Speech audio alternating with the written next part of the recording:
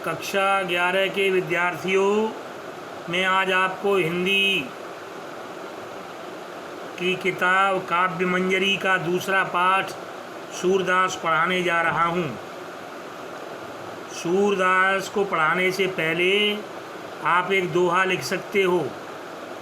सूर सूर तुलसी शशि उड़गन के शवदास, अब के कवि खद्योत सम जहाँ तहाँ करत प्रकाश।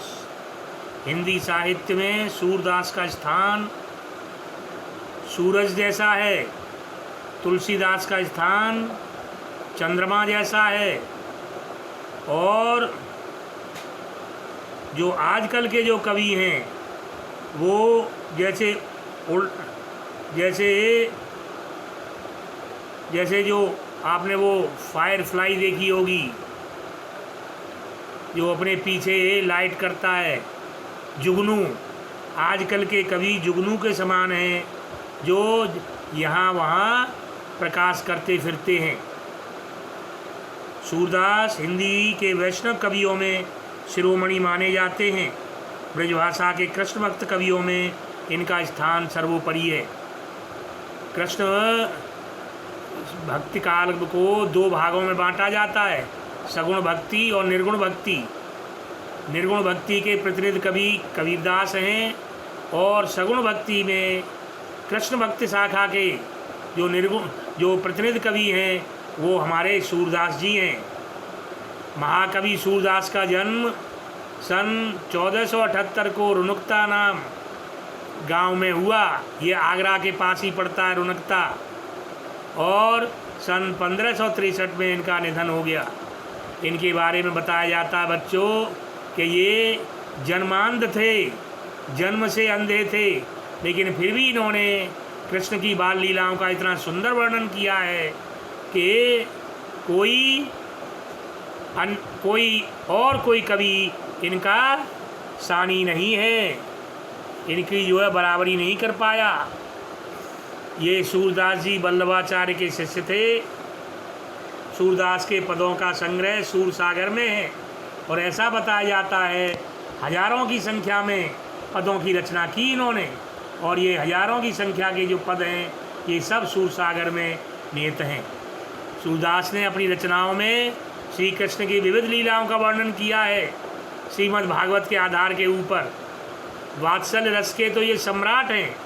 वात्सल्य रस माता पिता और पुत्र के बीच में जो प्रेम होता है वो वात्सल्य रस कहलाता है। हिंदी साहित्य में 9 रसों की रचना हुई है, लेकिन 10वें रस के निर्माता हमारे ये सूरदास जी को माना जाता है। हिंदी में ही नहीं, संसार की किसी भी भाषा में बाल सुलभ चेष्टाओं का ऐसा अनूठा वर्णन और कोई नहीं कर पाया। सूरदास की बराबरी कोई नहीं कर पाया। सूरदास को इसीलिए वात्सल्य रस का सम्राट कहा जाता है। सूरदास जी भक्ति काल की सगुण धारा की कृष्ण काव्य धारा के प्रमुख प्रवर्तक हैं।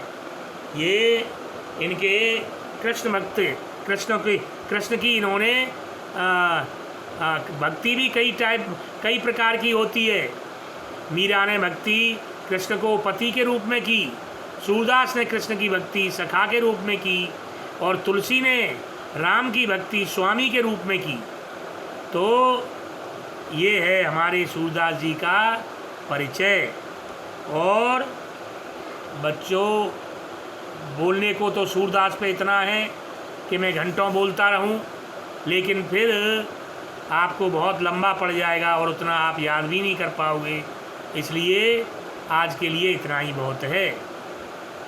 इनका बाल लीला पाठ है, तो सबसे पहला पद है शोभित कर नवनीत लिए, घुटुरुन चलत रैन तन मंडित, मुख धद लेप किए, चारु कपोल लोल लोचन, गोरोचन तिलक दिए, लट लटकन मनो माल, मधुपगन मत्त मधुपगन, मादक मधुएं पिए, कठुला कंठ वज्र केरी केयर नख, राजत रुचिर हिए, धन्य सूर एकोपल एह सुख कासत कल्प जिए। इनकी समस्त रचना जो है ब्रजभाषा में हुई है, और यह पद भी ब्रजभाषा में लिखा हुआ है। ये ब्रज भाषा और कुछ नहीं है। जो हम और आप बोलते हैं वही वही ब्रज भाषा है। इसका अर्थ इस प्रकार है, श्री कृष्ण के हाथों में नवनीत माने मक्खन लगा हुआ है, वे घुटनों के बल चल रहे हैं, घुटनों चलत, रैन तन मंडित, शरीर पे रेत लगी हुई है, और मुख दध लेप किए, मुख पर दही का लेप किए हुए हैं। चार कपोल, उनके जो हैं गाल जो हैं बड़े सुंदर हैं, लोल लोचन, आँखें उनकी बहुत ही सुंदर हैं, गोरोचन तिलक दिए और गोरोचन का तिलक किए हुए हैं। लट लटकन, उनकी लटें, उनकी माता यशोदा ने उनका मुंडन जल्दी नहीं कराया था तो बाल लंबे हो गए थे। वो बाल जो हैं ऐसे लटक रहे हैं जैसे मानो मत मधुपगन, मधुप माने भौरा, भौरों का समूह मादक मधु को पीने के बाद मदमस्त हो गया हो। यहाँ उत्प्रेक्षा अलंकार है, जहाँ पे भी जन मन मानो शब्द आ जाते हैं वहाँ उत्प्रेक्षा अलंकार होता है। उनके गले में कठुला पड़ा हुआ है जिसमें शेर का नाखून है और उनके गले पर बड़ा ही सुंदर लग रहा है।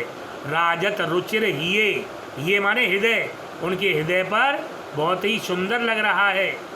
सूरदास, सूरदास जी कहते हैं कि ऐसे बाल कृष्ण की छवि को देखने के बाद 100 वर्ष जीने की इच्छा नहीं होती, का शतकल्प जिए, 100 वर्ष जीने की फिर इच्छा नहीं होती अगर श्री कृष्ण का ऐसा रूप हमको दिखाई दे जाए। अर्थगर, ये अर्थ आपको कॉपी में लिखना है। आप जो है अपनी कॉपी तैयार रखना, किसी भी समय आपको बोला जा सकता है कि कॉपी चेक करने के लिए भिजवा दो। मैं जितना भी काम दे रहा हूँ आपको वो सब जो है आपको कॉपी में करना है। कॉपी को 2 भागों में बांट लेना, लिटरेचर और लैंग्वेज। कबीर, आप में आशा करता हूँ कबीर आपने कबीर के अर्थ लिख लिए होंगे। दूसरा पद है, कहन लागे मोहन मैया मैया, कहन लागे मोहन मैया मैया, नंद महर सो बाबा बाबा, और हलधर सो भैया, कहन लागे मोहन भैया भैया। ऊंचे चढ़ी चढ़ी कहते जसोदा, ले ले नाम कन्हैया, दूर खेलन जाने जाहु ललारे, मारेगी काहू की गैया, कहन लागे मोहन मैया मैया। गोपी ग्वाल करत को तूहल, घर घर भजति बधैया, सूरदास प्रभु तुम्हारे दरस को, चरणन की बल जैया, कहन लागे मोहन मैया मैया। बाल कृष्ण अब थोड़े से बड़े हो गए हैं और बड़े होने पर मोहन माने कृष्ण माँ को जो है मैया मैया कह करके पुकारने लगे हैं। नंद महर्षों, नंद बाबा, नंद महाराज से वो बाबा बाबा कहने लगे हैं। और हलधर दाऊजी, दाऊजी हलधर दाऊजी को कहते हैं और हलधर को भैया कह करके पुकारने लगे हैं। वहीं पर माता यशोदा ऊंचे चढ़ चढ़ करके और कन्हैया का नाम ले ले करके कहती है कि दूर खेलन जाओ जन जाओ ललारे, लला कहीं दूर खेलने मत जाना, नहीं तो तुम्हें किसी की गैया मार देगी, मारेगी काहू की गैया। गोप ग्वाल करत कौतूहल, और जो गोप हैं, गोपी ग्वाला हैं, वो सब जो हैं कौतूहल कर रहे हैं और घर घर बधाई दी जा रही है कि लाला कृष्ण ने जो है बोलना शुरू कर दिया है। सूरदास जी कहते हैं कि हे प्रभु, तुम्हारे दर्शन के लिए मैं आपके चरणों पर न्योछावर जाता हूँ, आपके चरणों की बलि लेता हूँ, आपके चरणों पर मैं अपना सर्वस्व न्योछावर करता हूँ कि मुझे अपने दर्शन दो प्रभु। तो इस प्रकार मैंने आपको 2 पदों का आज अर्थ किया है। अगले पीरियड में मैं फिर आपको तीसरे पद का अर्थ बताऊंगा।